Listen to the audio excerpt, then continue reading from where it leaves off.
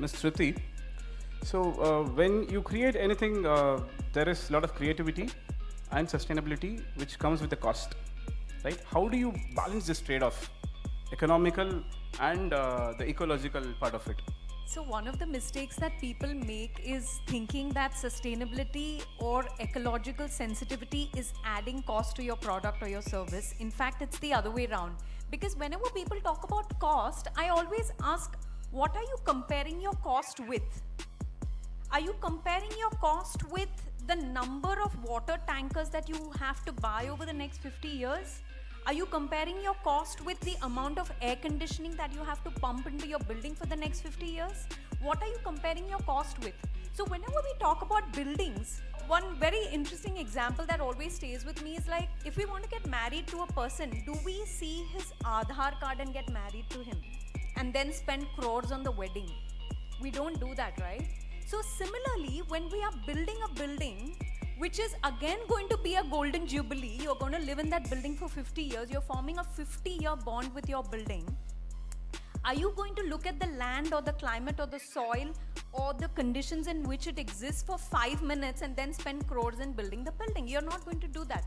So similarly, the cost that we are talking about is not just the cost that you spend in creating that building, but over the 50-year lifespan, to operate the building, it's going to cost you much more than the capital cost, the operational cost of the building.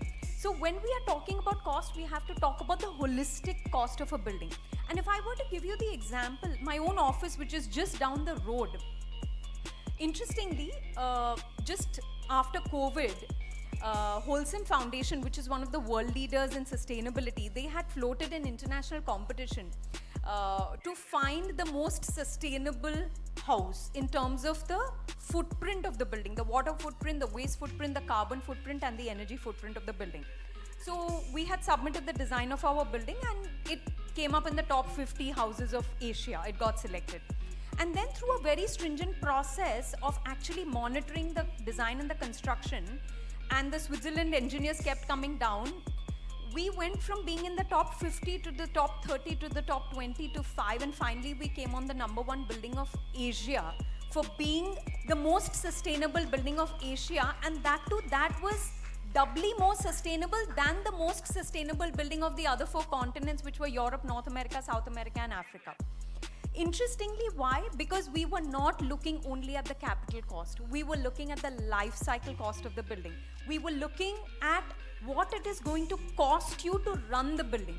So just to give you some numbers, we were able to, just in a 7,000 square feet building, we were able to reduce the carbon footprint just by selecting 2 materials differently, the brick and the steel. We were able to reduce the carbon footprint of the building by over 100 tons.